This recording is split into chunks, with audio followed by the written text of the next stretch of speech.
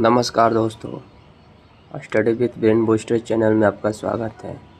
तो हम पिछले कक्षा में पढ़ चुके थे एनसीईआरटी क्लास 6 से लेकर 12 तक हम लोग जो सीरीज चलाए हैं साइंस का एमसीक्यू का। तो देखिए आज हम लोग चौथा लेसन करने वाले हैं।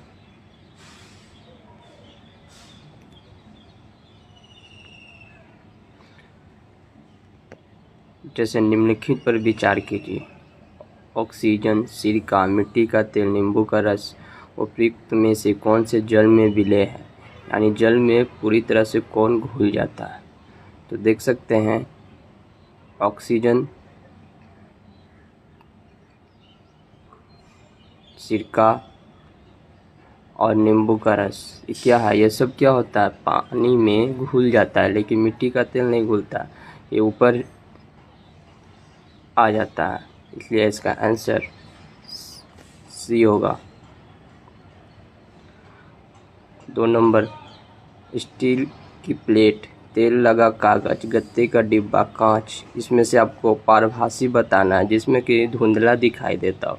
इसमें से एक ही हमको सही लग रहा है, वो है तेल लगा हुआ कागज।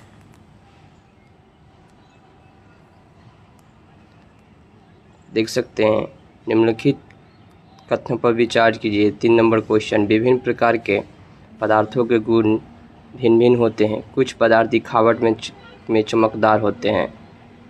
हाँ, हमारे चारों ओर की वस्तु एक ही पदार्थ से बनी हुई है। पदार्थ का उपयोग बहुत सी वस्तुओं के निर्माण में किया जाता है।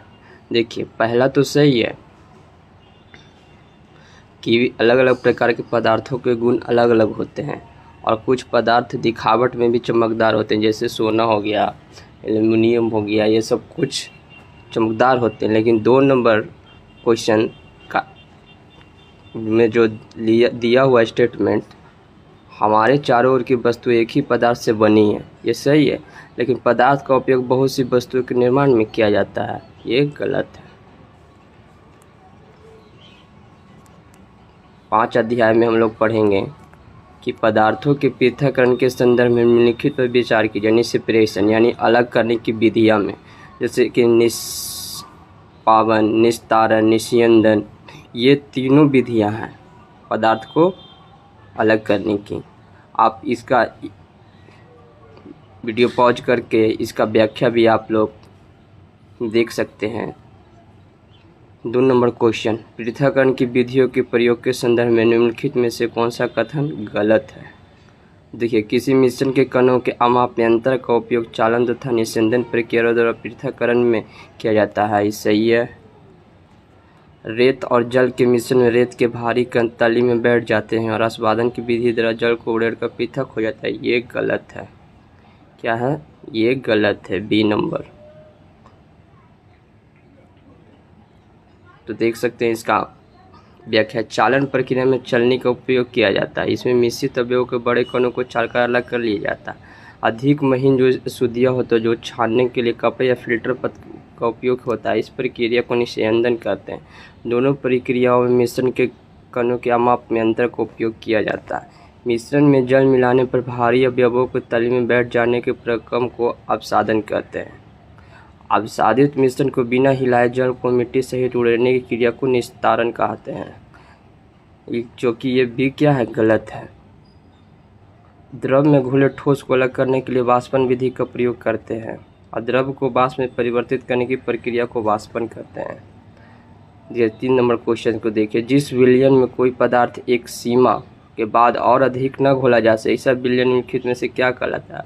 जैसे संतृप्त विलयन, और उसके बाद वो नहीं खुलेगा, जैसे चीनी और पानी का मिश्रण। जैसे उस चीनी और पानी जब मिल जाएगा तो फिर वो एक ऐसा अवस्था आएगा कि वो फिर क्या होगा, नहीं घुलेगा उसमें विलयन में, उसको ही संतृप्त विलयन कहेंगे, यानी पूरा घुल चुका हुआ रहेगा। वो एक सीमा से अधिक नहीं घोला जा सकता, उसे संतृप्त विलयन कहेंगे। किसी पदार्थ के विलयन को गर्म करने से उसकी विलेयता पर निम्नलिखित पे क्या प्रभाव पड़ता है। उसकी विलेयता क्या हो जाती है, बढ़ जाती है। किसी पदार्थ को गर्म करेंगे तो उसकी विलेयता यानी घुलने की शक्ति क्या हो जाएगी, बढ़ जाएगी। जैसे भी चीनी को हम लोग गर्म करते हैं तो उसकी घुलने की शक्ति क्या हो जाती है, तुरंत घुल जाता है, मेल्ट हो जाता है, ब्राउन कलर का आ जाता है। देखिए अब हम लोग अध्याय 6 में आ चुके हैं। एनसीईआरटी क्लास 6 का है, जो कि हमारे चारों ओर के परिवर्तन। औजारों में लोहे के फलक में बने वलय में लकड़ी का हत्था जो लगाने के लिए फलक के वलय वाले हिस्से को गर्म किया जाता है। गर्म करने से वलय में निम्नलिखित में से क्या परिवर्तन होता है? उसका आकार छोटा हो जाता है, उसका आकार बड़ा हो जाता है। बड़ा हो जाएगा, जाहिर सी बात है। औजार में लोहे के फलक में बने वलय में लकड़ी का हत्था लगाने के लिए फलक के वलय वाले हिस्से को गर्म करेंगे।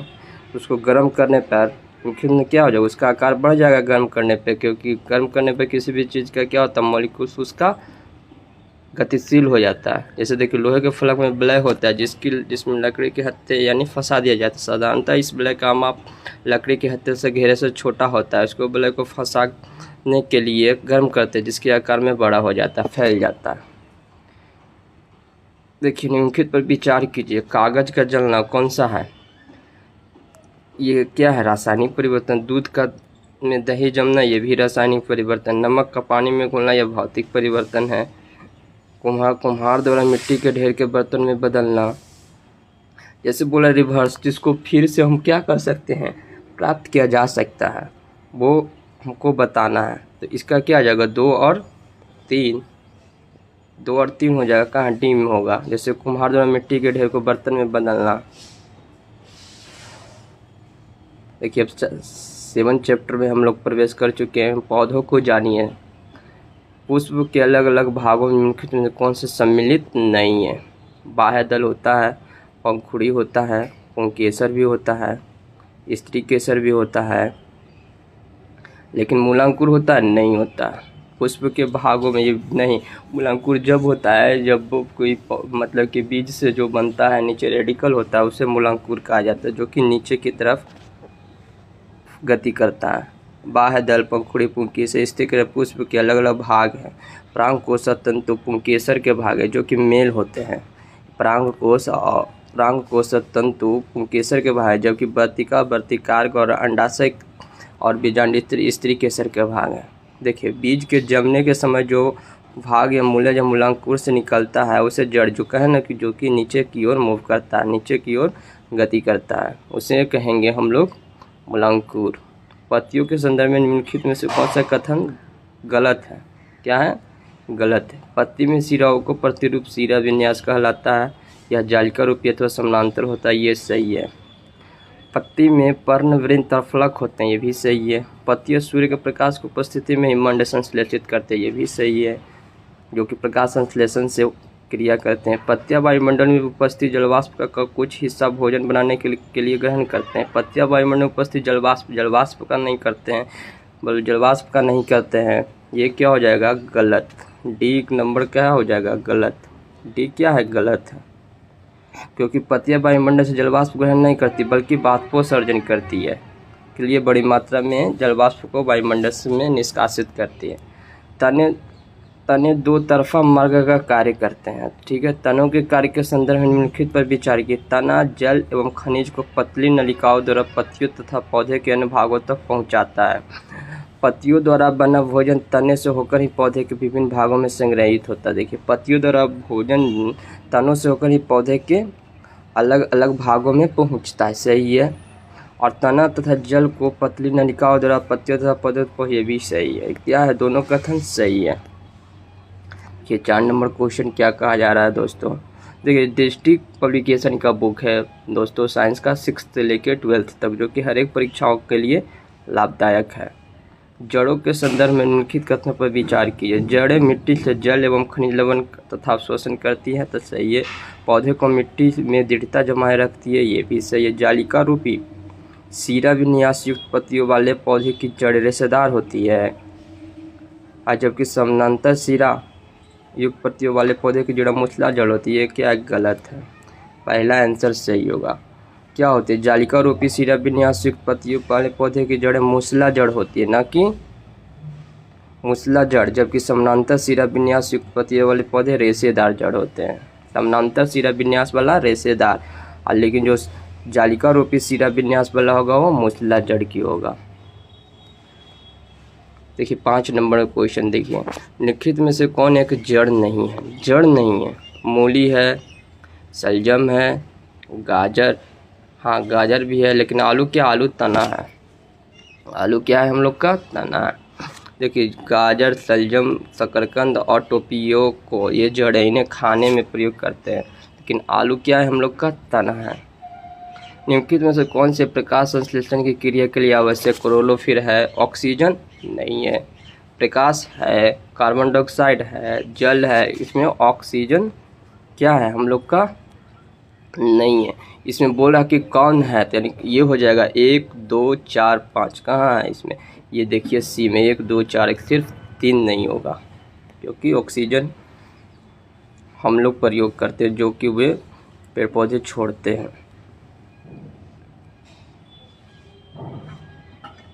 देखिए दोस्तों, ये 8 शरीर में गतियाँ होते हैं उसके बारे में बताया गया है कि कौन कहाँ कहाँ होगा। जैसे दुरांग संधि, दुरांग संधि कहाँ होता है? गर्दन में होता है। कहाँ होता है? गर्दन में होता है। अचल संधि, अचल संधि फिक्स कहाँ रहेगा? गति न करने वाली संधि रहेगा, जैसे हड्डी हो गया, ये सब क्या है? फिक्स हो गया, जो गति नहीं करता अचल है। कंदुक खलिका संधि यानी सॉकेट, जॉइंट जहाँ पे क्या होता है, जैसे हो गया पैर में हो गया सॉकेट, कंदुका होता है, मतलब गेंद जैसे आकिल की सॉकेट बनाया जाता है, जैसे घुटना हो गया, जैसे घुटना हो गया, सभी दिशाओं में जो गति प्रदान करता है। और हिंज संधि, हिंज संधि आपका क्या हो जाएगा दोस्तों? जो एक ही दिशा में गति प्रदान करता हो। देख सकते हैं दोस्तों, गर्दन और सिर को जोड़ने वाली संधि को दुराग्र संधि कहेंगे, जो बेलनाकार अस्थि से बना हुआ रहता है।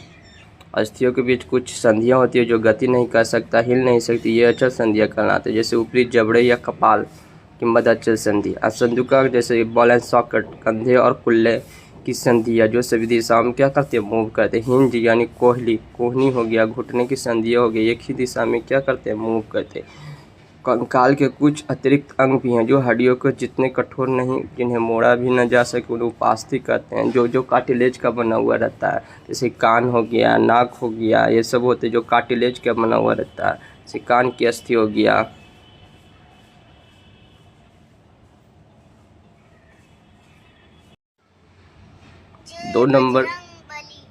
दो नंबर क्वेश्चन देख सकते हैं दोस्तों, हमारे शरीर की पेशियों के संदर्भ में निम्नलिखित कथनों पर विचार कीजिए।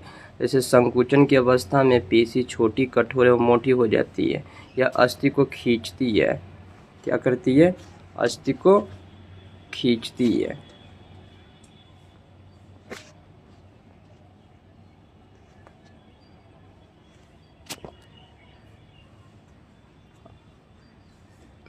तीन नंबर, दोनों तरफ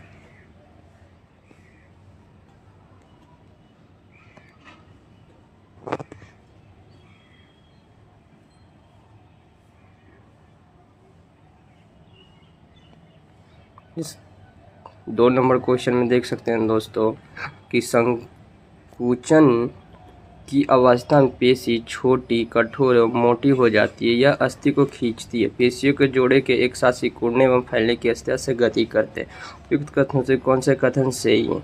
इसमें कथन 1 आपका क्या हो जाएगा? सही, और 2 क्या हो जाएगा? गलत। जैसे देख सकते कथन 1 सही परंतु 2 गलत, क्योंकि पेशी केवल खींच सकती है। क्या मसल्स हम लोग को क्या कर सकते हैं? सिर्फ खींच सकती है, धक्का नहीं दे सकती है। पेशी के जोड़े के एकांतर क्रम में सिकुड़ने एवं फैलने की अस्थियां गति करती है, न कि एक साथ सिकुड़ने व फैलने से। किसी अस्थि को गति प्रदान करने के लिए 2 पेशियों को संयुक्त रूप से कार्य करना होता है, और जब 2 पेशियों में से कोई एक सिकुड़ती है या अस्थि उस दिशा में खींच जाती है, युगल की दूसरी पेशियां शिथिल अवस्था में आ जाती है। और दूसरा देखिए, अस्थि को विपरीत दिशा में गति करने के लिए अब शिथिल पेशी सिकुड़कर अस्थि को अपनी पूर्व स्थिति में खींचती है, जबकि पहली पेशी शिथिल हो जाती है। इसलिए इसका आंसर 1 नंबर होगा। केंचुओं की शरीर रचना व उपयोगिता के संदर्भ में निम्नलिखित कथनों पर कौन सा सही नहीं है? केंचुआ के संदर्भ में आप लोग को बताना है। केंचुआ का मेरुदंड लंबा तथा शरीर की पेशियां क्षीण एवं असंख्य होती है। जाहिर सी बात है दोस्तों, मेरुदंड तो केंचुआ में होता नहीं है, कोई हड्डी भी नहीं होता है, तो मेरुदंड क्या है? जैसा ही मेरुदंड यहाँ दिख रहा है, ये क्या हो जाएगा? गलत हो जाएगा दोस्तों। क्योंकि केचुआ के शरीर में कोई हड्डी होता ही नहीं है, इसलिए ये गलत हो जाएगा। केचुआ में गति शरीर की पेशियों के बारी बारी से विस्तारण के एवं संकुचन से, हाँ दोस्तों देखिएगा कि वो अपने पेशियाँ जो शरीर के बाहरी होता है उससे मूव कर कर के आगे वो क्या करता है, चलता है। और शरीर की अतः सतह पर सूख यानी बाल होते हैं, इससे केचुए को भूमि पर पकड़ करने में सहायता होती है। एक सूख होते हैं उनके शरीर के बाहरी आवरण में, जो कि मिट्टी और भूमि को पकड़ने में मदद करते हैं और वो क्या करते हैं, मूव करते हैं। केचुआ मिट्टी को उपजाऊ बनाते हैं। हाँ, केचुआ क्या करते हैं, मिट्टी को उपजाऊ भुरभुरी और उसको क्या करते हैं, मिट्टी को उलटते पलटते रहते हैं, जिससे कि क्या मिट्टी भुरभुरी हो जाती है और उपजाऊ होती है। 4 नंबर क्वेश्चन देखिए, केचुआ से ही बारे में पूछा गया दोस्तों। केचुए के श्वसन यानी देखिए सांस लेने में निम्नलिखित कौन सा सही है। केचुए नासिका ग्रंथि नहीं, नाक नहीं होता है दोस्तों केचुआ का। केचुआ पूरा शरीर से ही सांस लेता है। केचुआ त्वचा द्वारा क्या करता है, त्वचा द्वारा ही सांस लेता है, इसलिए 2 क्या हो जाएगा सही। केचुआ मुख द्वारा, मुख भी नहीं होता है दोस्तों। देखिए 5 नंबर क्वेश्चन देखिए, घोंघे के बारे में पूछा गया है दोस्तों, जो कि मोलस्का प्रजाति का होता है।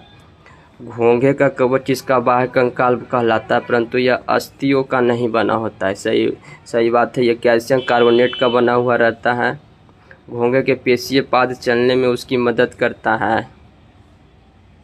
हाँ दोस्तों, पेशीय पाद उसको चलने में मदद करता है। देखते होंगे कि घोंघे निकल कर जो मांसपेशियाँ रहते हैं उससे वो क्या करते हैं, मूव करते हैं। यह कवच घोंघे के वजन को संतुलित रहता है, इससे उसे चलने में नहीं दोस्तों, ये गलत है। घोंघे को वजन में मदद नहीं करता, वो तो अपना पेशिया से चलता है। मांसपेशियों शरीर को मतलब कि खोल में से वो निकल कर पेशिया मूव करता है, इसलिए इसका आंसर क्या हो जाएगा, कथन यानी सही कथन क्या हो जाएगा, 1 और 2। देख सकते हैं 6 नंबर क्वेश्चन मिलान करने के लिए दिया गया है दोस्तों। तिल चट्टा क्या करता है दोस्तों, इसका शरीर कठोर बाह्य कंकाल द्वारा ढका रहता है। सही है दोस्तों। पक्षी क्या रहता है, इसका क्या रहता, पक्षी इसकी स्थिति में वायु प्रकोष्ठ होते हैं। सही है, खोखली जिसको बोलते हैं हम लोग। उसका पक्षी का शरीर क्या रहता है, खोखली रहता है, मतलब हड्डी भी बहुत कम रहता है, लेकिन शरीर क्या रहता है, खोखली, जिससे कि वो क्या करता है, उड़ने में उसको मदद मिलता है। मछली, इसका मछली का क्या होता है, इनका शरीर धारा रेखीय होता है। इसका मछली का शरीर क्या होता है, धारा रेखीय होता है। सर्प क्या होता है, सर्प का इनका शरीर अनेक बले में लूप में बड़ा हुआ रहता है। देखते होंगे धारी का रखता है दोस्तों, कि लूप में बना हुआ रहता है। देख सकते हैं दोस्तों, अब हम लोग 9 अध्याय में प्रवेश कर चुके हैं। सजीव एवं उनका परिवेश, सजीव कैसे रहते हैं उसके बारे में हम लोग को पढ़ना। जैसे पौधे और जीवों में अनुकूल यानी एडेप्टेशन के संदर्भ में निम्नलिखित कथनों पर विचार कीजिए। पौधे और जीवों के विशिष्ट लक्षण स्वभाव जो उन्हें एक आवास विशेष रहने में अनुकूल बनाते हैं, अनुकूलन कहलाता है। सही है। मैदानी क्षेत्र के उस व्यक्ति को ऊंचे पहाड़ी क्षेत्र में तीव्र गति में सांस लेनी पड़ती है, परंतु थोड़े दिनों बाद वह असहज हो जाता है। यह अनुकूल का सटीक उदाहरण है दोस्तों, नहीं है। असहज ही महसूस करने लगे किसी जीव वहाँ पे रहते हुए, तो क्या वो अनुकूल नहीं कहलाएगा दोस्तों। इसलिए 2 नंबर क्या है, गलत है, इसलिए आंसर इसका ए होगा। 2 नंबर क्वेश्चन देखिए दोस्तों, किसी सजीव का परिवेश जिसमें वह रहता है आवास कहलाता है। सही है, जहाँ रहेगा वो क्या कहलाएगा, आवास कहलाएगा। आवास में अलग अलग घटक उपस्थित होते हैं, इन घटकों में संदर्भ में निम्नलिखित कथनों में कौन सा सही है। किसी आवास में पाए जाने वाले सभी जीव जैसे पौधे जंतु क्या है, जैव घटक हैं, लिविंग थिंग्स है ना दोस्तों, क्योंकि वो अपना भोजन स्वयं पौधे बनाते हैं, क्योंकि वो सांस लेते हैं। चट्टान, मिट्टी, वायु एवं जल जैसे अनेक निर्जीव वस्तुएं आवास के अजैव घटक हैं। सही है। सूर्य का प्रकाश, ऊष्मा जैसे ऊर्जा घटक इन दोनों घटकों में से किसी में सम्मिलित नहीं है। हाँ ये दोस्तों, ये क्या है, कौन सा सही है, तो ये 3 नंबर क्या है, गलत है। सूर्य का प्रकाश में ऊष्मा जैसे ऊर्जा घटक इन दोनों घटकों में से किसी में सम्मिलित नहीं है, गलत है। ये है सम्मिलित है दोस्तों, इसलिए इसका आंसर 1 और 2 होगा।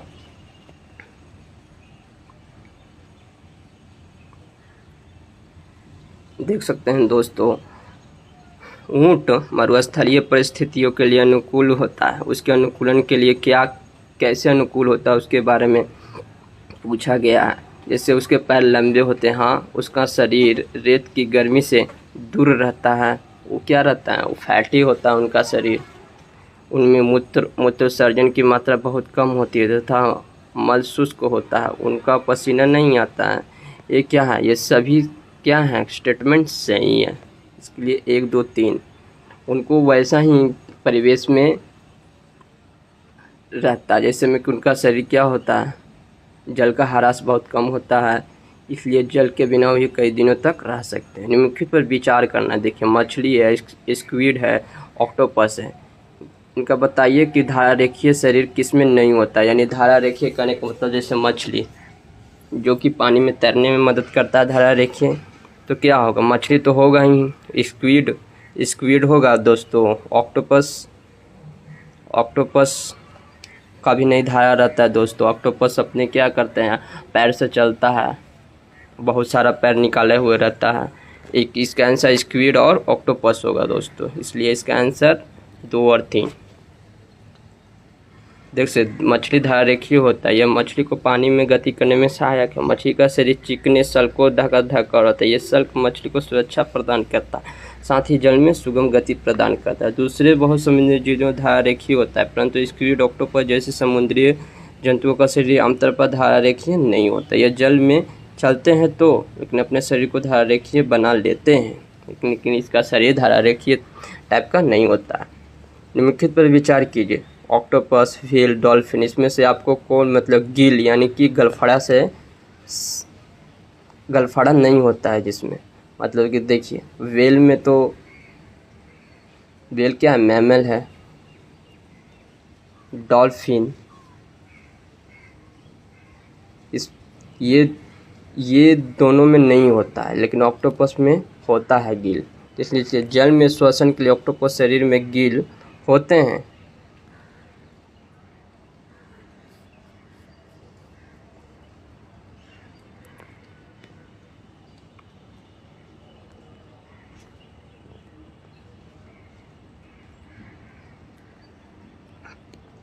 माफ़ी चाहेंगे दोस्तों, थोड़ा सा बैक हो गया था। जैसे देखिए, श्वसन के लिए गिल नहीं होते हैं, जैसे गिल किस में नहीं होगा,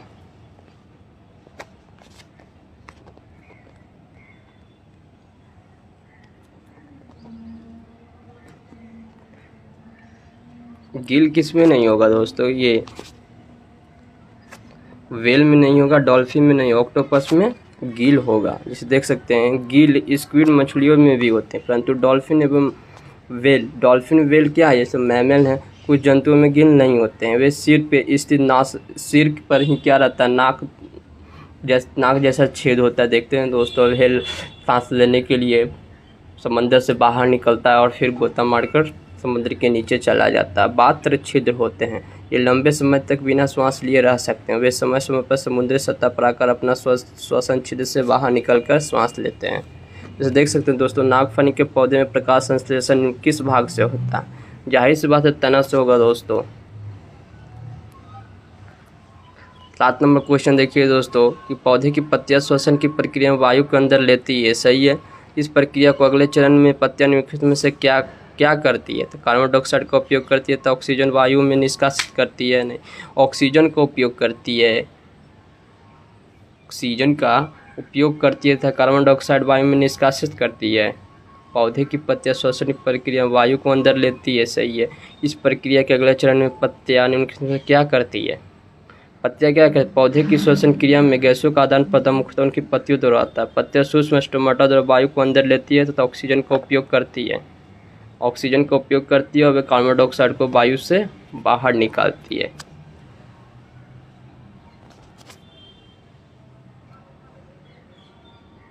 आठ नंबर क्वेश्चन में देख सकते हैं दोस्तों, ये थोड़ा सा डाउट लग रहा है दोस्तों। 7 नंबर जानते हैं इसका तो आप कमेंट कर सकते हैं दोस्तों आंसर।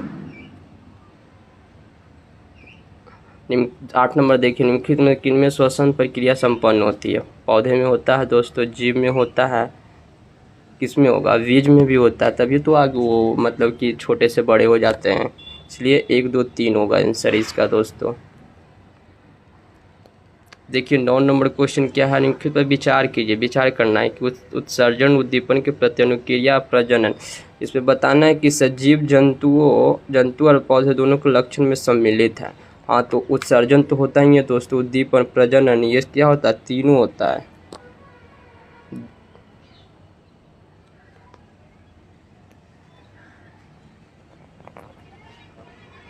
देख सकते हैं दोस्तों, अब हम अंतिम चैप्टर 10 चैप्टर पे पहुंचने वाले हैं। जैसे निम्नलिखित में से लंबाई का ईसाई मात्रक क्या होता है? मीटर होता है दोस्तों। ईसाई मात्रक क्या होता है? मीटर होता है दोस्तों, जिसको अंतर्राष्ट्रीय मानक प्रणाली द्वारा एसआई कहा जाता है। जैसे एसआई का मात्रक मीटर होता है। जैसे वाहन, पंखा, झूला, उनसे कौन सा सही सम्मिलित है? जैसे वाहन क्या रहता है? वाहन सरल रेखीय गति करता है, सिलेंड्रिकल मोशन, सही है दोस्तों। पंखा आवर्ती गति नहीं, झूला वर्तुल गति नहीं। देख सकते हैं दोस्तों, कोई वस्तु एक प्रकार से गति करती है, उस वस्तु की किसी नियत बिंदु दूरी समान रहती है, प्रकाश की वर्तुल गति कहलाती है। जैसे घड़ी, सुई, कुम्हार के चाक आदि की गति जो कि क्या करते हैं? घूमते रहते हैं चारों तरफ अपने एक फिक्स दूरी के अनुसार, उसको वर्तुल गति कहा जाता है। और ऐसी गति जो एक निश्चित समय अंतराल पे है, यानी कि 1 सेकंड जाने में 1 सेकंड आने में, उस वैसे गति को ही हम लोग आवर्ती गति कहते हैं, यानी बार बार वो आएगा, वहीं रेडियस उसका फिक्स रहता है दोस्तों। जैसे पेंडुलम हो गया, पेंडुलम आवर्ती गति करता है। जैसे पार्कों में लगे सामान्य झूले, घड़ियों के पेंडुलम, गिटार के तार झोड़े, ये सभी क्या है? आवर्ती गति के क्या उदाहरण है दोस्तों। 3 नंबर क्वेश्चन देखिए दोस्तों, निम्नलिखित कथनों पर विचार कीजिए। 1790 में फ्रांसीसियो ने मापन की एक मानक प्रणाली की रचना की, जिसे मीटर पद्धति कहते हैं। 2 नंबर, 1 मीटर को 100 बराबर भागों में विभाजित करिए, जिसे सेंटीमीटर कहते हैं। 1 सेंटीमीटर 20 मिलीमीटर होते हैं, तो इसका आंसर सिर्फ सी होगा। जैसे 1 सेंटीमीटर में कितना मिलीलीटर? 20 मिलीमीटर होते हैं दोस्तों। और 11वें चैप्टर में हम लोग प्रवेश कर चुके हैं दोस्तों। जैसे प्रकाश, छायादार एवं परावर्तन, निम्नलिखित पर विचार कीजिए। अपवर्तन, परावर्तन और विवर्तन। दर्पण में प्रतिबिंब में बनने के लिए उपयुक्त में से कौन सी घटनाएं आवश्यक है? दर्पण में कौन सा मतलब घटना होता है दोस्तों? केवल 2, परावर्तन ही सिर्फ होता है दोस्तों, और ये सब अपवर्तन विवर्तन नहीं होते। दर्पण प्रतिबिंब में बनना प्रकाश का प्रवर्तन के कारण ही होता है, अपवर्तन तथा विवर्तन इसके लिए आवश्यक नहीं है। व्यक्ति वस्तुओं को देख पाते हैं जब क्या करता है? जब वस्तु पर पड़े आँखों की तरफ आता है। परावर्तन के नियम के अनुसार जब कोई भी हम वस्तु को देखते हैं तो उसका प्रकाश उससे टकराकर हमारी आंखों पर पड़ता है, तब हम किसी वस्तु को देख पाते हैं। निम्नलिखित कथनों में से असत्य कथन का चयन कीजिए। जब प्रकाश के पथ में कोई अपारदर्शी वस्तु आ जाता है तो वह उस वस्तु की छाया नहीं बनाती है। ये क्या है? ये गलत है। छाया बनाएगा ना दोस्तों। और बाकी दर्पण से हमें स्पष्ट प्रतिबिंब प्राप्त होता है, सही है, लेकिन एक क्या है? गलत है। पारभासी वस्तु प्रकाश के कुछ भाग, हाँ, जैसे धुंधला दिखाई देते, जैसे तेल लगा हुआ कागज को देखिएगा तो धुंधला दिखाई देगा, वो क्या है? एक पारभासी का उदाहरण है। प्रतिबिंब छायाओं से अत्यधिक अलग होते हैं, सही है दोस्तों। ये आपका क्या है? गलत है। देख सकते हैं दोस्तों,